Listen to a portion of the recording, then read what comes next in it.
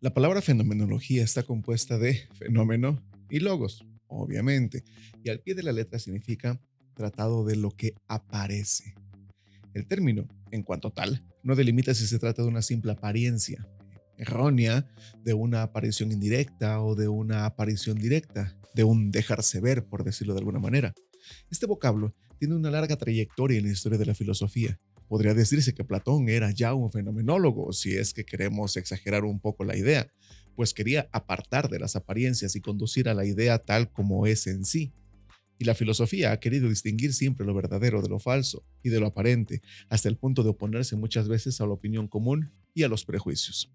Comentaba Ñano que fue Johann Heinrich Lambert en El nuevo órgano o Pensamientos para la investigación y designación de lo verdadero y de su distinción frente al error y la apariencia de 1764, quien da la última parte, pues quien le da la última parte de la obra el título de Fenomenología o Doctrina de la Apariencia y sitúa la pues apariencia entre lo verdadero y lo falso. Kant quiso escribir una fenomenología que, pues, había de preceder a la metafísica y determinar los principios de la sensibilidad, lo mismo que su validez y sus límites. Fichte tenía el proyecto de una fenomenología como deducción de lo fáctico a partir de la conciencia.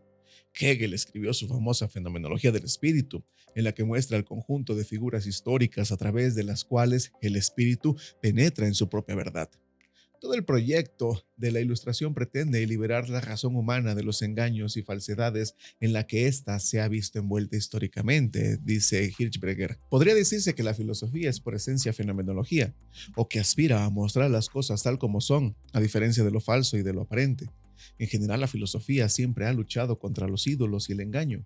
Periódicamente han aparecido pensadores que, pues, se proponían deshacer los prejuicios y las falsas opiniones que se habían formado históricamente. En general, hoy se entiende por fenomenología el método que Edmund Husserl introdujo en la propia filosofía. Husserl también quería deshacer las desfiguraciones, los prejuicios y las falsas suposiciones que se han sedimentado históricamente. A veces decimos que una persona determinada se cree que sabe esto, pero lo cierto es que no lo sabe. Así sucede con alguno que otro alumno cuando acude a la revisión de su examen, por ejemplo. ¿Qué sucede en el que cree saber, pero no sabe? Sin duda es una víctima de una apariencia, dice Hirschberger, de un autoengaño. Descartes, planteó con toda crudeza la posibilidad de que nos engañemos incluso cuando parece que vemos con claridad. Husserl reanuda el tema de la evidencia cartesiana, pero da un giro muy original al desarrollo del problema. Sabe perfectamente, como cualquiera de nosotros, que en la vida cotidiana se dan errores, que muchas creencias de la humanidad han sido desechadas como falsas. Obviamente, cabe preguntar, cuando yo considero que mis antepasados se han equivocado, ¿me equivoco yo también? ¿No puede suceder que sea erróneo tachar algo de error? Sin duda alguna. ¿Hemos de destruir, por tanto, de buscar la verdad? El método de Husserl, según Hirschberger, se aparece al siguiente ejemplo. En algunos países, las estatuas de la plaza pública se recubren de hielo en invierno y pierden su figura, pero cuando llega el sol se funde el hielo y aparece la figura escondida. Entonces la estatua recupera la figura que tenía. El caminante sabe por el recuerdo que allí hay una figura encubierta. Husserl nunca pone en duda que, incluso en medio de nuestros errores, estamos en contacto con nuestra certeza. Procede así, a la manera del constructor que quita la tierra movediza hasta encontrar suelo compacto. Husserl no empieza desde cero, no busca una verdad primera para deducir las demás a partir de ella, sino que va eliminando lo que da signos de fragilidad hasta encontrar un núcleo consistente. Y ese núcleo, pues, no es una única idea, sino todos los conceptos y las ideas que pues están depositados en nuestro lenguaje o en nuestra memoria. La primera envoltura frágil que Husserl encuentra en el conocimiento es la dimensión psicológica, la que va inherente a cada individuo como una realidad existente dotada de vida propia. Puede darse el caso de que alguien con el sentido de la vista perciba como una recta una línea que es curva. Por ejemplo, un conductor en la carretera puede no ver a tiempo que acaba la recta y comienza la curva, y sin embargo sabe perfectamente lo que es una recta y lo que es una curva. En las investigaciones lógicas, por ejemplo, Husserl libra una batalla contra el psicologismo que, a su juicio, no ofrece un terreno seguro para el saber fundado. Según él, hay en nosotros una vivencia individual, psicológica, ligada a la propia existencia, y otra dimensión distinta, presupuesta en el uso individual de las propias significaciones. ¿Qué dimensión es esta? La trascendental, la que constituye cada significación como comprensible en sí misma y distinta de cualquier prácticamente otra. El foco constituyente es el yo. Sin embargo, el yo no es un foco aislado, sino una luz que ilumina su entorno. Esta luz es el rayo de intencionalidad, dice Hirschberger, dirigido al estrato material e incluso al interior de nuestros propios actos. Gracias a la iluminación se hacen visibles los objetos, pero estos son un auténtico correlato, no son un simple producto de la iluminación subjetiva. El yo no es algo extraño a la realidad, sino el fuego interno en el que sale a la luz el estrato ideal. Así la lógica que dirige la actividad de pensar es el sustrato básico en los diversos campos del conocimiento de los objetos. La conciencia se mueve entre lo que tiene validez de por sí y lo que se constituye a través de sus propias modalidades, es decir, se mueve entre un fondo permanente y un campo de desarrollo temporal. Hola a todas y todos, muchas gracias por visitarme y tomarse un momento para platicar. Mi nombre es Jesús Méndez y el día de hoy vamos a hacer una pequeña introducción al pensamiento fenomenológico de Edmund Husserl, que de hecho hace tiempo tuvimos una plática con el maestro en filosofía de la cultura Edgar Salvador, que aquí arriba voy a dejar un espacio y también en la descripción del video estaré dejando el link donde puedan ver la plática completa. Todo ello desde la perspectiva de varios autores que se irán comentando a lo largo de la plática, principalmente a Bañano y Hirschberger. Obviamente el tiempo nunca es suficiente para abarcarlo todo, pero intentaremos dar nociones generales para después, por su parte, ustedes ojalá puedan profundizar mucho más en el tema presentado. No olviden dejar su like y suscribirse. Y sin más preámbulos, pues vámonos para allá. Hay tesis, arte, cultura y educación. De aquí es que, según Abañano y Hirschberger, parten varias líneas de desarrollo de la fenomenología. Por ejemplo, prescindir de la existencia para analizar los sentimientos y los valores ideales como Max Scheler, radicalizar el yo con su intencionalidad y convertirlo en antípoda del ser como Sartre, profundizar en el enmascaramiento volviéndolo inclusive contra el yo como Heidegger, incorporar el cuerpo al yo constituyente y explicar la percepción desde el fondo de la experiencia previa como Merleau-Ponty. Por ejemplo, Scheler comparte con Husserl la reducción de la existencia como medios de percibir las esencias ideales de llegar a la intuición esencial, puesto que lo real es para Scheler lo que ofrece resistencia, o sea, una fuerza que se nos opone, un impulso de la voluntad o lo pulsional simplemente. La reducción de la existencia consiste en poner entre paréntesis esta dimensión de lo voluntario o pulsional. Con ello el espíritu queda liberado para conocer las cosas y su esencia pura, para fluir entre esencias ideales. Esto se parece a la función de las ideas estéticas en Schopenhauer, por ejemplo, en las que se paralizan los deseos de la voluntad, dice Hirschberger. En Scheler, la intuición de la esencia despojada de la atención a la existencia permite la intuición de los valores y él aplica el análisis fenomenológico particularmente a las formas de simpatía.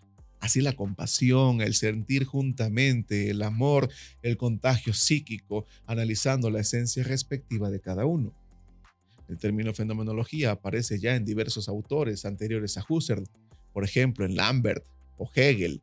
Husserl, dolido por el espectáculo de la multitud de enfoques e incertidumbres en la filosofía y convencido de que ésta todavía no se ha constituido, dice Hirschberger, como una ciencia estricta que ha de estar en la base de todo saber, quiere resolver la tarea pendiente mediante el desarrollo de su propia fenomenología, obviamente. Husserl entiende la fenomenología como una llamada a la cosa misma, tal como ella se manifiesta. Esta llamada quiere conducir al ámbito de manifestación, de luminosidad en el que se muestra la cosa misma, y si quiere conducir hacia ella. Eso significa que, o bien todavía no hemos llegado a la cosa misma, o bien nos hemos alejado de ella. El fenómeno o la cosa manifiesta implica siempre en Husserl la evidencia o claridad de la manifestación y lo que se manifiesta en la visión clara, el algo que conocemos como objetivamente fundado. En Husserl, el conocimiento siempre está, pues, ante aspectos de lo que es. Abre esos aspectos y, en consecuencia, ostenta un sello ontológico en la dimensión de lo manifiesto, de lo evidente. Husserl desconecta con Descartes, con Descartes y con Kant. pero intenta sacarlos de la cárcel del mero cogito, dice Hirschberger, y de una mera aparición que no muestra la cosa misma. Por otro lado, Bañano comenta que en el libro de las investigaciones lógicas de Husserl, este ha brotado de las dificultades encontradas en sus largos esfuerzos por obtener una explicación filosófica de la matemática pura. A través de las dificultades que se le presentaban, hubo de seguir avanzando hasta llegar a las cuestiones todavía más fundamentales sobre la esencia de la forma del conocimiento. A diferencia de su materia y sobre el sentido de la diferencia entre las determinaciones, verdades y leyes formales o puras y las materiales. Sin embargo, según Hirschberger, en las investigaciones lógicas, Husserl aspira a una nueva fundamentación de la lógica pura y de la teoría del conocimiento. El primer paso es la superación del psicologismo. Para comprender la argumentación contra el psicologismo, es necesario distinguir con claridad entre lo psicológico y lo lógico. Lo psicológico refiere al funcionamiento de las vivencias del individuo. Por ejemplo, percibir, sentir, estar vacilante, estar seguro, experimentar una sucesión, encontrar o no encontrar convincente una causa, entre muchas otras. Lo psicológico varía de unos individuos a otros. Y si bien hay regularidades que se dan en muchos individuos o incluso en todos, la certeza de estas leyes es empírica. No se basa en una necesidad a priorística. Lo lógico, en cambio, está más allá de la mera individualidad. Tiene validez para todos y la tiene previamente a toda experiencia. ¿Qué solución adopta Husserl? Para seguir su camino fenomenológico, no podrá recaer en la solución de Descartes ni en la de Kant, consistentes en intentar llegar a lo ideal como universal y transsubjetivo, desde las condiciones de la subjetividad, desde la evidencia de un sujeto hipotéticamente desligado de un sustrato ideal y, como tal, real, de lo universal. El método fenomenológico implicará un cierto acercamiento a Hegel. Para Husserl, la evidencia es un despliegue de lo ideal en lo real, sin que, por otra parte, lo real se disuelva en lo ideal. En ese sentido, hay una semejanza entre Husserl y Schelling, una correlación inseparable entre lo ideal y lo real. De hecho, Husserl afirma que el idealismo representa la única posibilidad de una teoría del conocimiento congruente consigo misma, y entiende por idealismo la forma de epistemología que reconoce lo ideal como condición de posibilidad del conocimiento objetivo. La evidencia no es otra cosa que la vivencia de la verdad. Con otras palabras, la verdad, dice Hirschberger, es una idea cuyo caso individual es vivencia actual en el juicio evidente. De un modo análogo, lo juzgado con evidencia no es algo meramente juzgado. Esto es meramente mentado de forma judicativa, enunciativa y afirmativa, sino algo dado en la evidencia del juicio como presente en sí mismo, presente en el sentido de que una situación objetiva puede ser presente en esta o en aquella forma de aprehensión significativa, y según su índole, como individual o general, empírica o ideal, entre muchas otras formas.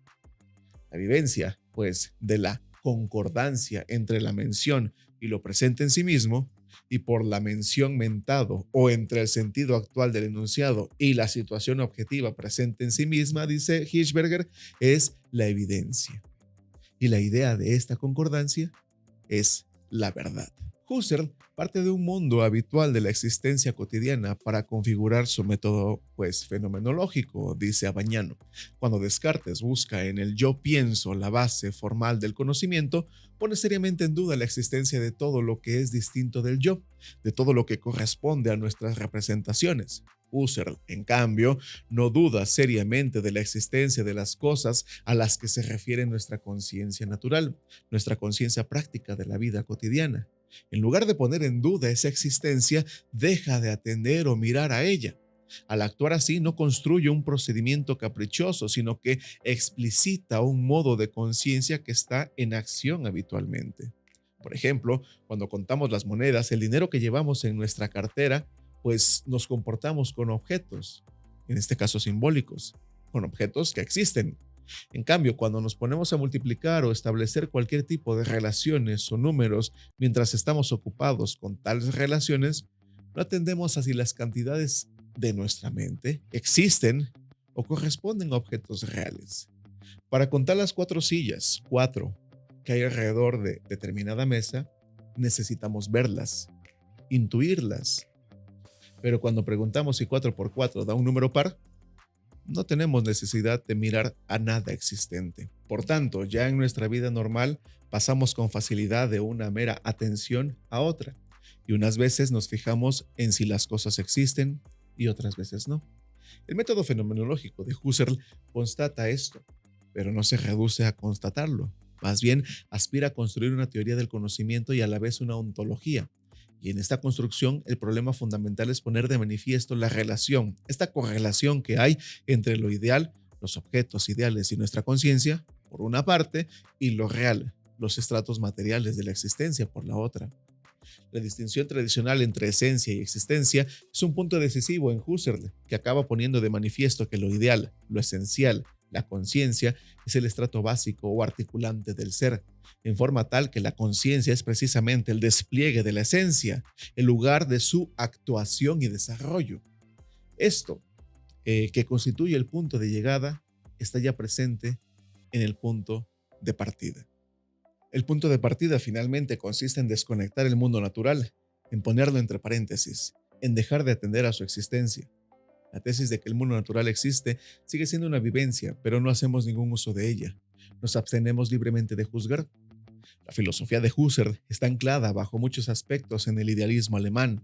Kant, Fichte, Hegel, Schelling, en conjunto, tiende a restablecer la primacía ontológica de la idea, entendida como dinamismo constituyente de la subjetividad trascendental, dice Hirschberger. Dada la intensidad de los parecidos, no podemos menos de preguntarnos: ¿en qué se cifra la originalidad de Husserl?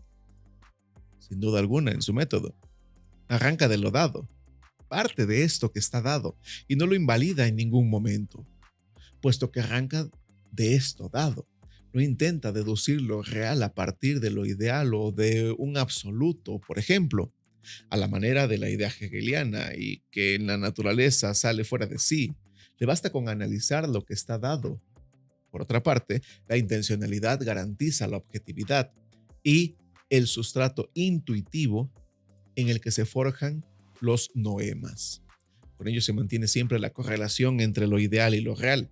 La reducción de la existencia le permite poner de manifiesto el sustrato ideal como configurador de lo real, y a la vez la reducción a las evidencias primarias lo conduce a moverse en el horizonte de las propias ciencias, de tal manera que ha podido influir ampliamente en el método de estas. Por todo ello, según Abagnano y Hirschberger, él ha recuperado para el siglo XX la trayectoria histórica de la filosofía y ha intentado legitimar la antigua pretensión de que la filosofía es la ciencia primera, que está en el fondo, pues, de todas las demás ciencias. Muchas gracias a todos por haberme acompañado hasta este momento de la plática. Espero que haya sido de su agrado. No olviden regalarnos un like, suscribirse y dar clic en la campanita para que les lleguen notificaciones de temas nuevos, así como cuando estemos transmitiendo en vivo. Mi nombre es Jesús Méndez. Saludos y nos vemos en el próximo tema. Hasta pronto. Hay tesis, arte, cultura y educación.